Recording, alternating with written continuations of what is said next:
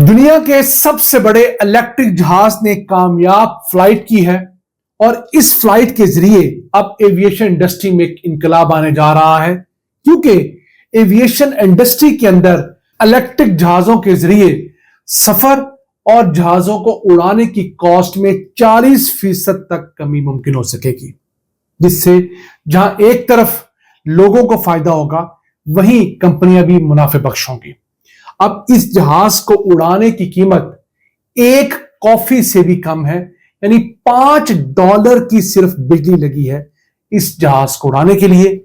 यह मार्का किस कंपनी ने सर अंजाम दिया है, कितने हजार फुट की बुलंदी पर यह जहाज उड़ सका है, कितने हजार पाउंड इसका वजन था और कितने 100 किलोमीटर की फ्लाइट ये ले सकता है, तमाम तफसीलात आप आज की वीडियो में जान सकेंगे। अस्सलाम वालेकुम व्यूअर्स, मैं हूं आपका मेजबान अब्दुर्रहमान। अमेरिका के शहर न्यूयॉर्क के अंदर दुनिया के सबसे बड़े इलेक्ट्रिक जहाज ने कामयाब फ्लाइट ली है।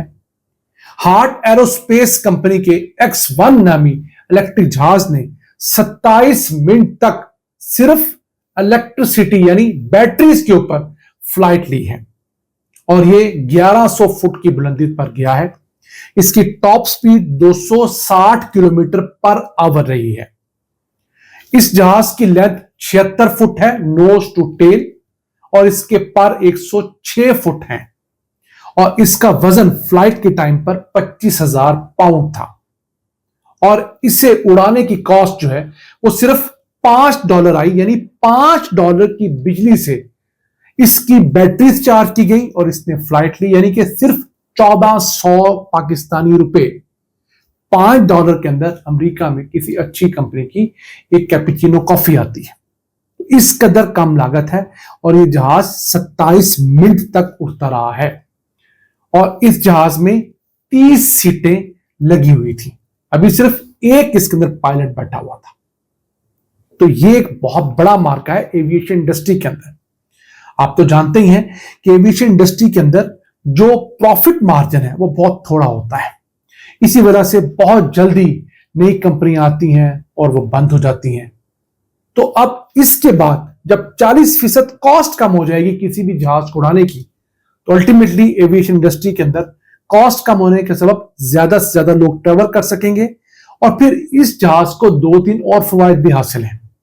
पहला तो ऑब्वियसली 40% खर्चा कम है, फ्यूल कॉस्ट नहीं है, बिजली से चार्ज होता है, आप सोलर से कर लें, आप जो है विंड से कर लें, किसी और रिन्यूएबल एनर्जी से कर लें।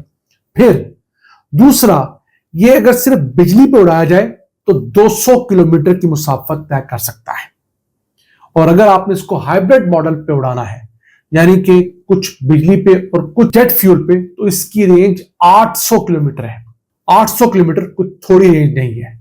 फिर एक और फायदा यह है कि इसके अंदर चूंकि कार्बन एमिशंस बहुत कम है, तो उस वजह से इस पर जो टैक्सेस लगेंगे वो भी कम लगेंगे, तो वहां से भी इसकी कॉस्ट जो है वो कम होती है।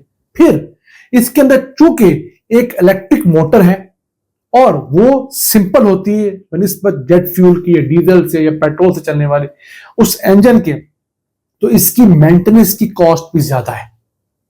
तो उस सबब ये एक बहुत बड़ी ट्रांसफॉर्मेशन दुनिया भर में करार दी जा रही है। आप जो तस्वीर देख रहे हैं ये उसी कंपनी के उसी जहाज की है जिसने पहली कामयाब फ्लाइट ली और इसने 1 मेगावाट जितनी इलेक्ट्रिक प्रोपोर्शन जो है वो जनरेट की है।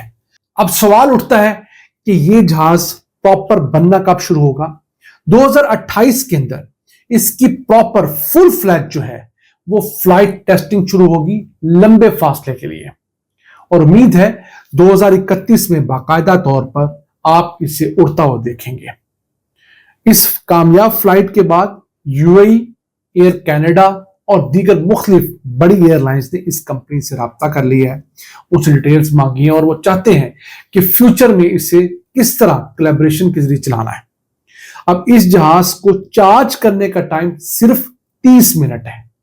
अगर 30 मिनट की चार्जिंग से 200 किलोमीटर एक जहाज तय कर ले इलेक्ट्रिक पर, तो आप समझ सकते हैं कितना अच्छा है। और याद रखिए, जो पहला स्टेप होता है वो मुश्किल होता है। अगर किसी जहाज ने 27 मिनट की परवाज ले ली है और उसके दौरान कोई प्रॉब्लम नहीं आई, स्मूथ सेल उसने की है, तो वो बासानी 1 घंटे की भी परवाज ले सकेगा। अब जिस तरीके से बैटरियां बड़े साइज की बन रही हैं, कॉस्टिंग उनकी कम हो रही है, ज्यादा बिजली स्टोर कर सकती हैं, तो आहिस्ता आहिस्ता इस फील्ड को बढ़ाया जा सकता है। जैसे शुरू में जैसे टेस्ला आई थी, उसकी रेंज कम थी, अब तो ऐसी इलेक्ट्रिक गाड़ियां भी आ चुकी हैं जो कि एक चार्ज में 1000 किलोमीटर से ज्यादा की मुसाफत तय कर सकती हैं।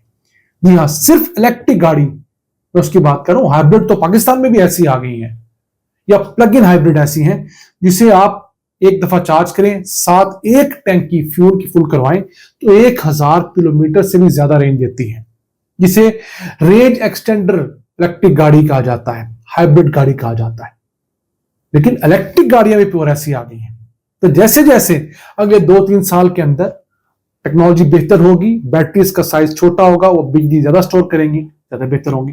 तो इस वक्त सिचुएशन ये है कि ये तैयारे थोड़े फासले के लिए तो बहुत अहम है, लंबा फासला तय करना होगा तो आपको हाइब्रिड इलेक्ट्रिक तैयारों पर जाना होगा, जिनकी फिलहाल रेंज 800 किलोमीटर एक्सपेक्ट की जा रही है। क्योंकि इस वक्त जो हमारे पास बैटरीज मौजूद हैं वो फी किलो बैटरी के वजन के हिसाब से काबिल इस्तेमाल जो तवानाई जनरेट करती हैं वो जेट फ्यूल की निस्बत कम है।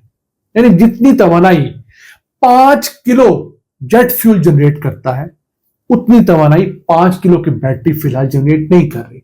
इसलिए हमें फिलहाल थोड़े बड़े साइज की बैटरी लगानी पड़ रही है जेट फ्यूल की निस्बत। लेकिन अगले 3-4 साल में बहुत सारी ट्रांसफॉर्मेशन होने जा रही हैं, तो उससे उम्मीद ही है कि ये मसला भी हल हो जाएगा और वो अहम पॉइंट आ जाएगा जिसके ऊपर जेट फ्यूल का वजन और बैटरी का वजन तवानाई के जनरेशन के हिसाब से बराबर होगा। वो टर्निंग पॉइंट असल होगा जब हमारे रवायती जेट फ्यूल के तैयारे जो हैं वो रिटर्डेंट होना शुरू हो जाएंगे। अब आप तो जानते ही हैं कि हमारा ये प्लेटफॉर्म जो है आपको टेक्नोलॉजी से मुतालिक मुख्तलिफ खबरें देता है। हमारे बहुत सारे व्यूअर्स जो हैं वो इस फेट में होते हैं हम किसी नई टेक्नोलॉजी से मुतालिक आपको बताएं, दुनिया में क्या कुछ हो रहा है, क्या इनोवेशंस हो रही हैं, हम आप तक पहुंचाते रहते हैं। अब अगर बात करें दुनिया के अंदर पहला इलेक्ट्रिक तैयारा कब उड़ा था, तो आप हैरान होंगे, 1973 के अंदर जर्मनी में उड़ाया गया था, जिसका नाम था MBE-1। स्क्रीन पर उसकी तस्वीर देख रहे हैं, और ये 14 मिनट तक उड़ता रहा था। इब्तदाई स्टेज के तैयारा था, और उसके बाद दुनिया के अंदर एक कामयाब और सबसे तवील फासला तय करने वाले सोलर इलेक्ट्रिक तैयारे का भी तजर्बा हो चुका है। जी हां, मार्च 2015 से लेकर जुलाई 2016 तक स्विट्जरलैंड के एक इलेक्ट्रिक सोलर तैयारे जिसका नाम था सोलर इंपल्स 2, उसने 42,000 किलोमीटर की मुसाफत तय की थी, और ये सारी सूरज की रोशनी के जरिए अपनी बैटरी के जरिए तय की गई थी। ऑब्वियसली एक गो में नहीं तय की थी, ये तैयारा मुख्तलिफ एयरपोर्ट्स पर रुकता रहा, कहीं मेंटेनेंस के लिए, कहीं किसी और चीज के लिए, और दोबारा उड़ान भरता रहा। अबू धाबी से उड़ा, 42,000 किलोमीटर का फासला इसने राउंड द ग्लोब तय किया और वापस अबू धाबी एयरपोर्ट पर ही आकर लैंड किया। तो इलेक्ट्रिक के बाद अब सोलर इलेक्ट्रिक तैयारे भी, सोलर इलेक्ट्रिक गाड़ियां भी, सोलर इलेक्ट्रिक व्हीकल्स फ्यूचर है। हमें चाहिए, हमारी हुकूमतों को चाहिए कि अपने नौजवानों को, अपने स्टूडेंट्स को, अपने इंजीनियर्स को इन नई फील्ड्स के अंदर जल्द अज जल्द ट्रेन करें, जल्द अज जल्द तालीम दें, प्रैक्टिकल एक्सपीरियंस दें, ताकि हम भी इस दौर में शामिल हों और जब ये चीजें मैच्योर होकर फील्ड में आए तो हमारे लोगों को अच्छी जॉब्स मिल सकें, उन फैक्ट्रियों में काम कर सकें, उनकी रिपेयर मेंटेनेंस के अंदर हिस्सा डालकर मुल्क के लिए अच्छा नाम कमाएं और मुल्क की मईशत को बेहतर करें। इन अल्फाज के साथ अपने मेजबान अब्दुल रहमान को इजाजत दीजिए। अल्लाह के बाद।